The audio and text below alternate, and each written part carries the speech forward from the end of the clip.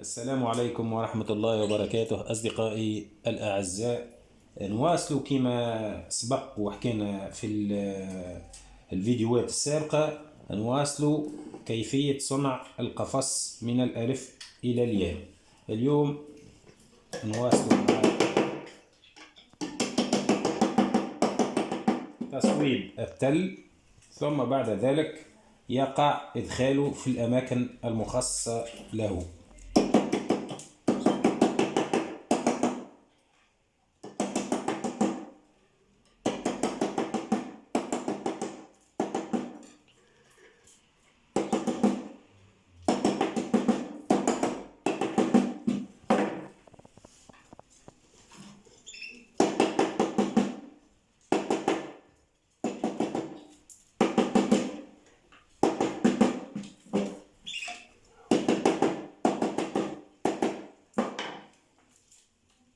قبل إدخاله ناخذ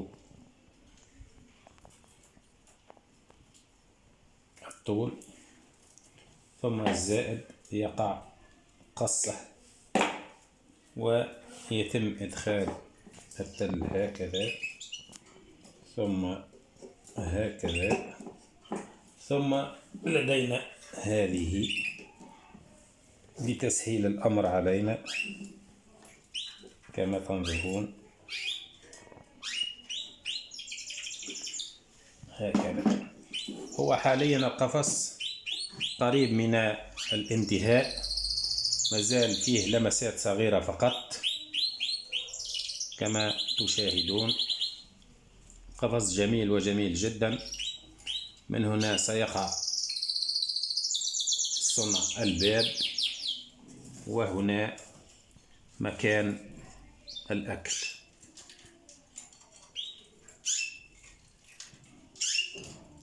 القليل من الوقت كي يتم إنجاز القفص نهائيا. نواصل مع إدخال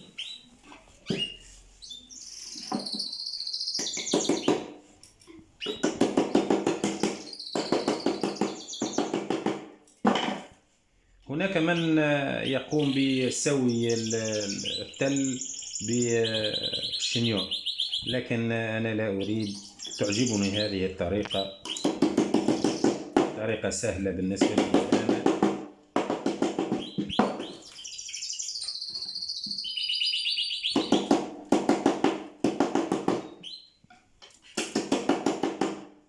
لا أجد معناها قلق في العمل بهذه الطريقة.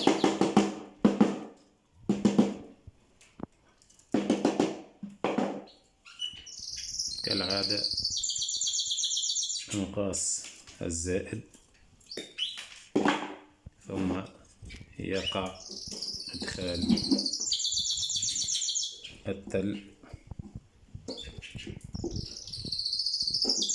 هكذا، ثم بالبانس نقوم بأخذه إلى المكان الخاص به حتى النهاية.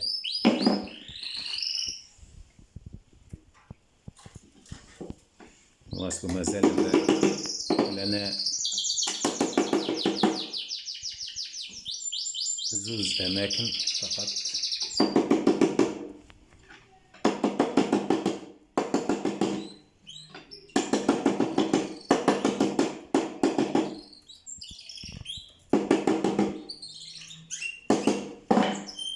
كالعادة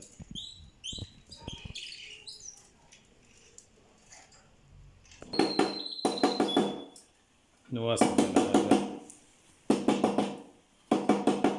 هذا آخر جزء بالنسبة للقسم العلوي من القفص.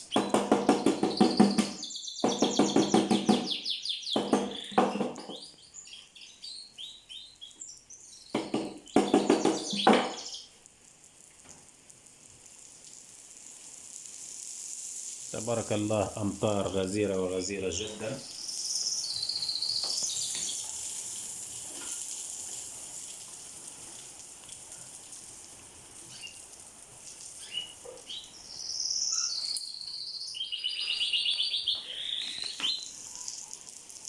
نواصل الفيديو.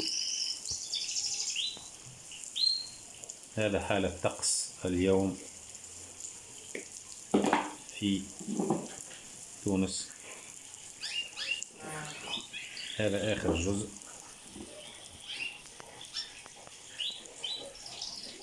الجانب العلوي للقفص.